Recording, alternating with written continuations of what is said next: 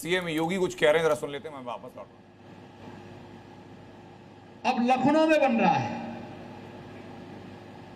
बड़ी बड़ी तोप बनेंगी तो दुश्मन को कंपाएगी। और याद रखना, ये तभी है जब सुरक्षा का बेहतर माहौल हो, और सुरक्षा के लिए हर व्यक्ति को राष्ट्र के प्रति समर्पण का भाव हर व्यक्ति के मन में होना चाहिए। बहनों और भाइयों, हम तभी सुरक्षित हैं जब हमारा देश सुरक्षित है। हमारा देश तभी सुरक्षित और समृद्धि की ओर अग्रसर होगा जब हम सबकी प्राथमिकता में पहला देश होगा। देश पहले। जब इस भाव के साथ हम काम करेंगे, कोई देश के आन मान और शान के खिलाफ गुस्ताखी करेगा तो फिर उसके छक्के छुड़ा दिए जाएंगे। कोई देश की सुरक्षा में सेंध लगाएगा, इससे पहले कि सेंध लगाए उसी में सेंध लगा देने की आवश्यकता है, उसी को ठीक कर देने की आवश्यकता है। कोई भी ऐसा बयान जो देश के खिलाफ और सुरक्षा बलों के जवानों के मनोबल को तोड़ने वाला है, तत्काल उसके खिलाफ जनता को जागरूक करने की आवश्यकता है, बताने की आवश्यकता है कि छद्म रूप में बैठे हुए इन लोगों से सावधान हो, इन लोगों से संबंध तोड़ो, इनका बहिष्कार करो, क्योंकि अंततः देश की लड़ाई हम सबकी लड़ाई होनी चाहिए। देश का सम्मान हम सबका सम्मान होना चाहिए। और उस भाव के साथ जब हम काम करेंगे तभी हमारी आध्यात्मिक विरासत, तभी हमारी समृद्धि और तभी हमारी सुरक्षा इस रूप में संरक्षित रह पाएगी। आज के इस अवसर पर योगदान सत्संग सोसाइटी से जुड़े हुए सभी पदाधिकारियों का मैं हृदय से अभिनंदन करता हूं। मुक्तिपुर में और गोरखपुर में यह एक नई धरोहर आपको यहां पर प्राप्त। तो सीएम योगी का आपने सुना, लेकिन मेजर जनरल के सिवाच में एक सवाल लेकर आपके पास आऊंगा सर, कि यहां पर फिलहाल फायरिंग को रोका गया, लेकिन एक आम हिंदुस्तानी को अचानक से समझ नहीं आया कि हुआ क्या और हुआ क्यों। ये शायद दशकों से दबा हुआ गुस्सा था जो आज पटल पर रहा। भारतीय सेना के शौर्य को देखते हुए हर हिंदुस्तानी के जहन में सवाल एक ही था, बल्कि एक ही उम्मीद थी कि पीओके इस बार हम लेकर रहेंगे। अचानक से सीज फायर की बातें की जाती है, फायरिंग को रोकने की बातें की जाती है। इसके पीछे का एक मकसद, भारत ने क्या हासिल किया, एक फौजी के तौर पर अगर आप लोगों को समझा पाए। हाँ बिल्कुल, देखो दो तीन बातें हैं कि हमारा पहले एम क्या था। हमारा एम था आतंकवाद के कि उनका जो पूरा इंफ्रास्ट्रक्चर है आतंकवाद को, उसको बर्बाद करना। वो जब आपने इनकी 9 लोकेशन को अटैक किया, जिसके अंदर हेडक्वार्टर भी था लश्कर तोबा जैसे मोहम्मद हिजबुल मुजाहिदीन का, तो वो आपने बिल्कुल उसको डिस्ट्रॉय कर दिया। और उसके बाद जो अगले 2-3 दिन में उनकी एयरफील्ड्स को भी आपने बहुत डैमेज किया, उनका जो मिलिट्री इंस्टॉलेशन थी उनको भी काफी नुकसान किया। अब बात आती है कि क्या ये लड़ाई अभी रुकनी चाहिए थी या इसको कंटिन्यू करना चाहिए। अभी आप देखें कि हमने एक न्यू नॉर्मल बना दिया है कि any terror action will be considered as a act of war. इसका मतलब कोई भी आतंकवादी घटनाएं होगी उसको एक्ट ऑफ वार माना जाएगा आने वाले समय में। ये एक न्यू नॉर्मल है, ये एक बहुत बड़ी बात आपने अचीव की। दूसरा आपने क्या अचीव किया है कि भाई पाकिस्तान के अंदर आतंकवादी कहीं भी छुप जाएं, हम उनको वहां जाके मारेंगे, क्योंकि ये सच्चाई है कि अब वो कोई इलाका नहीं है जो पाकिस्तान का जो हमारी रीच में नहीं। तो ये एक बहुत इंपॉर्टेंट है। अब पॉइंट आता है क्या हमें सीज फायर मानना था।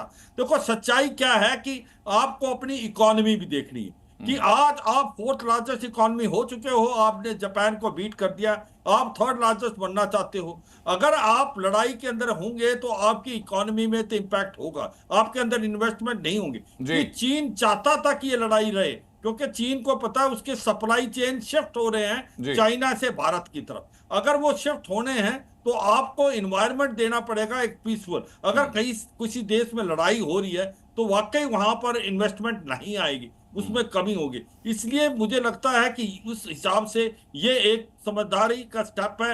आपने जो अचीव करना था वो किया, और सच्चाई ये है कि ये भी नहीं है जी। कि ये सीज फायर लेकिन शिवाज साहब, जैसे कि रक्षा मंत्री ने कल कहा कि अनंत, हमने मैं एक हनुमान और सुन की लो, तरह ये काम सीज किया। फायर एब्सोल्यूट नहीं जी। है। जिस प्रकार से एयरफोर्स ने बताया कि भाई operation Sindoor is still on, कल को हमें लगता है कि नहीं तो हम कर। दूसरा एक बड़ा इंपॉर्टेंट चीज किया है जी। कि जो हमारी ये जो इंडस रिवर है उसकी हमने हेल्ड इन बेस किया, उसको हम दोबारा एक बार निगोशिएट करेंगे, क्योंकि जो सिंध रिवर की ट्रीटी है वो भारत के पक्ष में नहीं है, हमें नुकसान था उसका, उसको हम दोबारा एक प्रकार ठीक है शिवाज साहब, लेकिन मुझे लगता है डीके पांडे साहब, मैं एक सवाल आपके पास देखते हुए शिवाज साहब, मैं बस जो किया आपसे मैं 30 सेकंड का वक्त लूंगा सर, मैं लौटूंगा आपके पास। डीके पांडे साहब, रक्षा मंत्री ने कल कहा कि हमने हनुमान की तरह लड़ाई लड़ी है। लोग मानने को तैयार हैं सर कि आपने लंका में आग लगाई, रावण को संदेश दिया, लेकिन इस बार सेना से लोग हनुमान जी का नहीं राम जी का रोल एक्सपेक्ट कर रहे थे कि आप लंका दहन कीजिए, संपूर्ण सर्वनाश कीजिए। अब लोगों के, क्या आप सोशल मीडिया पर ट्रेंड भी देखेंगे तो लोगों के सेंटीमेंट इस बात को लेकर सवाल कर रहे हैं कि अचानक से क्या हुआ। देखिए, अचानक नहीं हुआ, जो भी हुआ वो एक सोची समझी नीति के हिसाब से है, क्योंकि वॉर पहले दिन में रुक सकती है और 100वें दिन तक चल सकती है। तो वो किस प्रकार से मोमेंटम है और क्या ऑब्जेक्टिव्स हैं वो जरूरी है। मेरा सिंपल सा सवाल है आम लोगों से कि अगर हम इस युद्ध को और आगे ले जाते तो क्या मिलिट्री ऑब्जेक्टिव अचीव कर पाते। देखिए, मिलिट्री ऑब्जेक्टिव क्या है कि हमें पाकिस्तानी सेना को, पाकिस्तानी एयरफोर्स को ये मैसेज देना था कि हम कुछ भी करते हैं, हम जो हमारे देश के हित में है। नेशनल ऑब्जेक्टिव्स के अलाइनमेंट के हिसाब से मिलिट्री ऑब्जेक्टिव सेट किए गए थे और उसको हमने प्रिसाइजली अचीव किया। सारे मिशन अकम्प्लिश हुए। ये बहुत बड़ा मैसेजिंग है पाकिस्तान के लिए। अब बात ये, अगर आप 3 दिन और लड़ाई करते तो कुछ जहाज और गिरते, कुछ और बेस स्ट्रक कर लेते, अचीवमेंट क्या होता? जो आज हमें मिला वही मिलता।